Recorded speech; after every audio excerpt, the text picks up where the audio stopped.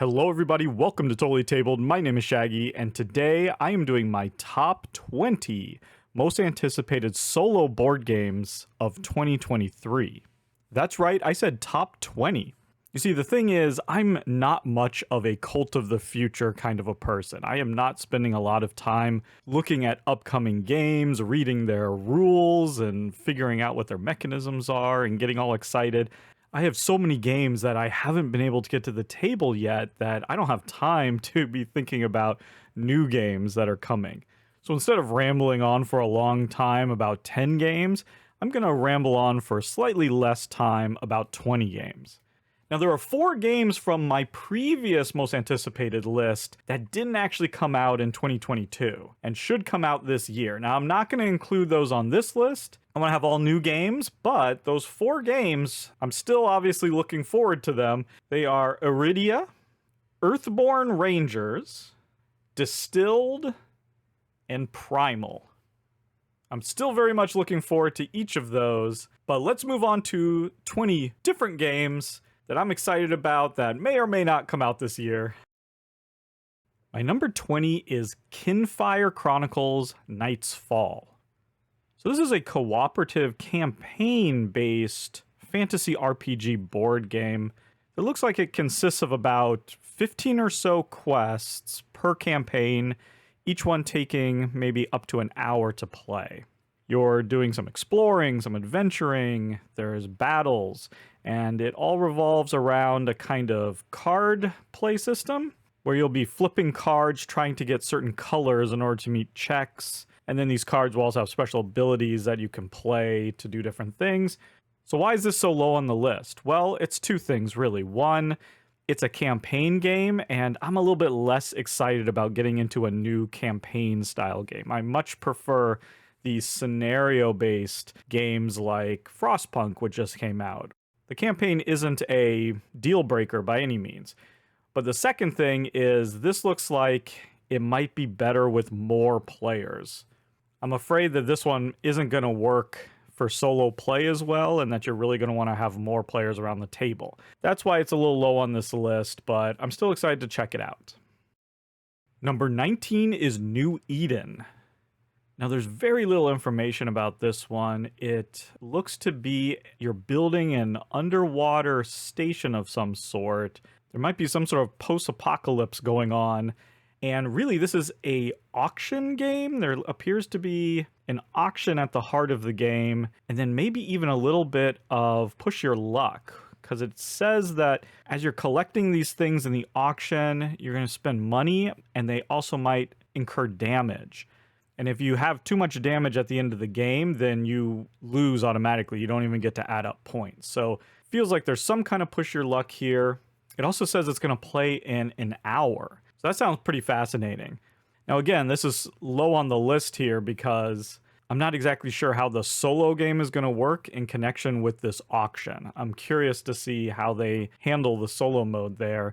Usually auction games, you want more people around the table. Number 18 is Daybreak. So I know very little about this except that it's a cooperative game from Matt Leacock, the pandemic guy. And honestly, that's enough for me. I am interested straight away. From what I understand, this appears to be an engine building game. It looks like it's going to have sort of a quirky art style, and that is always appealing to me. And I really like this theme, which appears to be about climate change and taking positive actions to help the environment. But really, that's about all I know.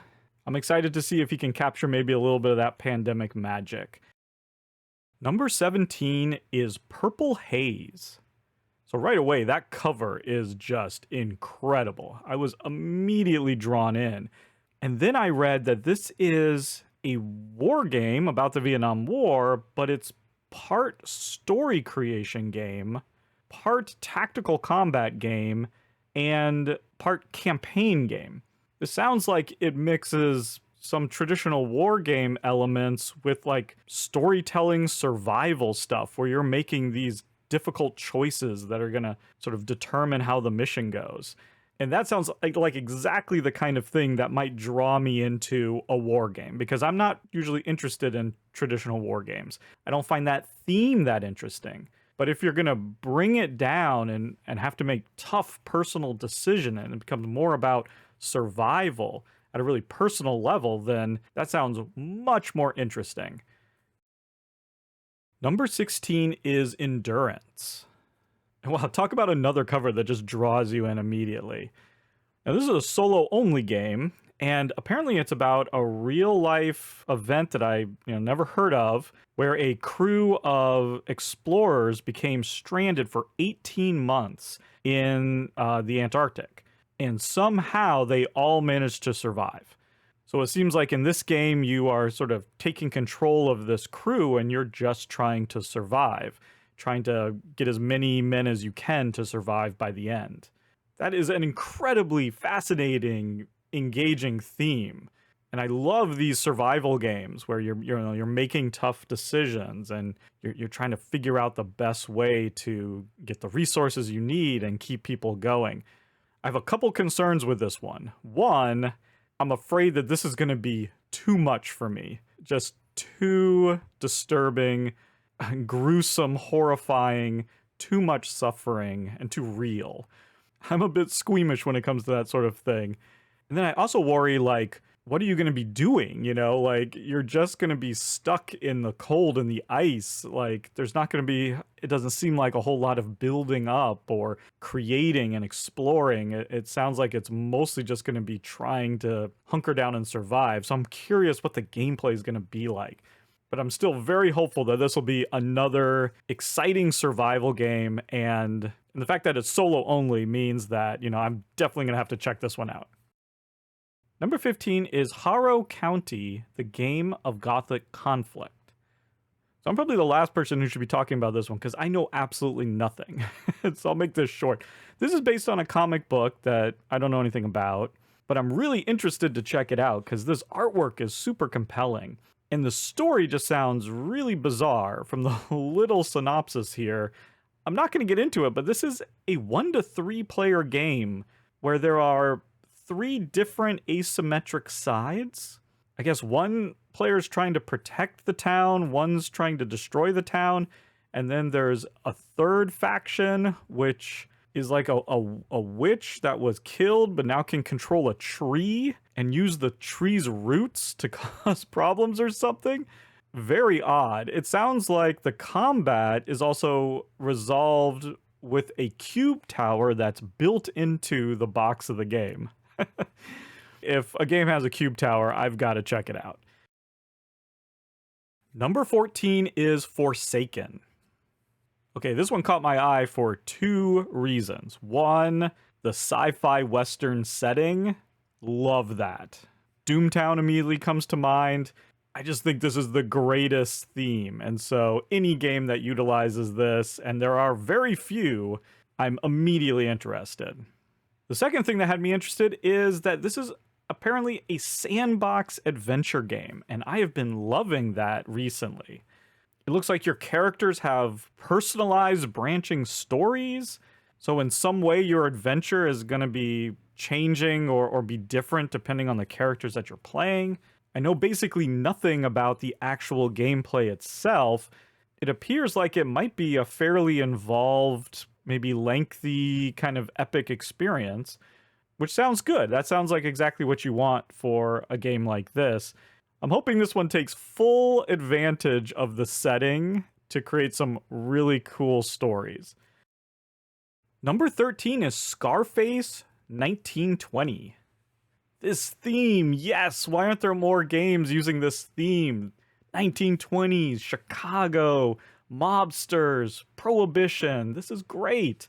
You're going to be leading a gang and getting involved in all kind of illegal businesses and, trying to take control of this underground world, bribing city officials, running these bootlegging operations. Yes, this is great. It also apparently uses a kind of worker placement with deck building. And you know what? That combination of mechanisms has really been working for me. It's worked for me with Arnak, the Lost Ruins of Arnak. It's worked for Dune Imperium. So I'm excited to see if they can really capture this theme and bring it to life, because so few board games do. Number 12 is Septima. This one really caught my eye for one reason, and that's Mind Clash Games is making it. They did Anachrony and Tricerion and others. Now, I have sort of a hit and miss sort of thing with Mind Clash. I often feel like I want them to dial it back just a hair, just to remove one or two little mechanisms, to streamline things just a little bit. And this is being billed as their most accessible game yet. So that's interesting to me. I'd be very curious to see what, more of a medium or medium heavyweight game from them would look like. I think it could be fantastic because I think they just have some really cool design ideas. I also like that this apparently has sort of simultaneous actions, and I love that in games. Also, the artwork here is just gorgeous. So yeah, very excited for this one. Hopefully this will be a Mind Clash game that I can show off to more people. Number 11 is The Witcher Old World. Now this is way higher probably than it should be on my list, but it's The Witcher. The video games are great. This world is really cool. I don't know. This is more based on just really, really hope than anything else, because I don't know much about the actual game. I do know that board games based on video games have been on fire for me lately, so maybe we can keep that going. It looks to be a competitive adventure game, but there's going to be a solo mode that lets you, adventure on your own. It looks like you're going to be on a map, moving around, exploring, experiencing these different quests, fighting monsters, again with these really cool minis. Maybe some Runebound vibes here, not sure. But there you go, let's jump into the top 10. Number 10 is The Dark Quarter. Number 1, you have Lucky Duck Games teaming up with Van Ryder Games, using the kind of app-driven adventure thing from Destinies, I believe, that's going to use sort of a more dynamic storytelling element, with decisions that are going to affect the story. That sounds amazing. The second thing is this theme and setting is so exciting. 1980s New Orleans, but with supernatural elements. This is going to be like a darker, grittier world that's full of magic. And we're going to be investigators, solving mysteries in this world. This is the kind of themes we need in games. I'm also hoping that this is going to have a little bit more of an adult content, right? Give me some R-rated material here. Let us have a kind of grown-up adventure, Number 9 is Age of Comics, The Golden Years. So I haven't had a lot of just straight Euros on the list yet.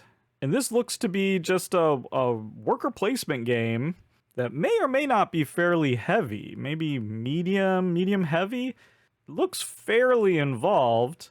I don't really know much about how it works, but what's really drawing me in is this seems to have a great theme attached to it. This idea of making comic books back in like the 40s or 50s. What a great theme. And, I used to be a journalist. I like this idea of making newspapers, making comic books, making, publishing in general. It's cool. A very underutilized theme in board gaming, for sure. And there just seems to be a lot of Euro-y goodness here. Some drafting, worker placement, like I said, some hand management. So, yeah, cool. I'm always up for a nice, solid Euro. And speaking of that, my number 8 is Pampero. This looks to be an even heavier Euro game, this time with Ian O'Toole artwork, so of course I'm immediately interested there. I mean, this is absolutely giving me Vital Lacerda vibes. Beautiful cover, wonderful theme about building wind farms and sort of expanding your grid. That's really cool. It has this big colorful board, and you have these player boards with all these little different wooden pieces that you get to put out. It has that sort of Terra Mystica thing, it at least appears to, where you put something out on the board and it uncovers some benefit on your board. Looks like there's some cards to draft. I mean, I don't know how this plays, but this definitely looks like my kind of game. This might be the game that looks the most like my kind of game out of all of these. So yeah, very excited for this one. Hope they have a really good solo mode. Number 7 is Scholars of the South Tigris. Yep, this is the next in the South Tigris series. I haven't even gotten the first one, Wayfarers of the South Tigris, to the table yet, but I tend to really enjoy these sort of medium to medium heavyweight Euro games from Shem Phillips. It seems like these South Tigris games, these always come in a trilogy, and it looks like they're going to be based around dice rolling, dice manipulation, dice placement. This one appears to have a rondelle of some sort. Really don't know much about it, but these always go over well for me. All of the West Kingdom trilogy were fantastic. And yeah, this just appears to be more of the same. So there you go. Number 6 is Halls of Hegra. Sorry if I'm mispronouncing that. So this is a solitaire-only war game, but it says that it's in the same vein as Robinson Crusoe, This War of Mine, and Dead of Winter.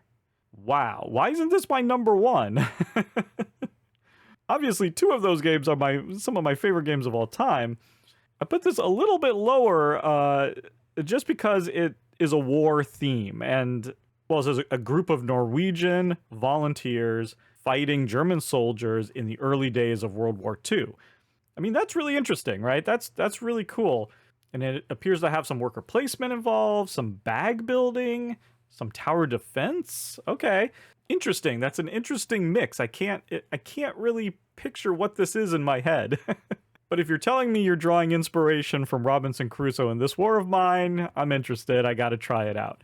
Maybe this will be the year where I get into more war games. Who knows?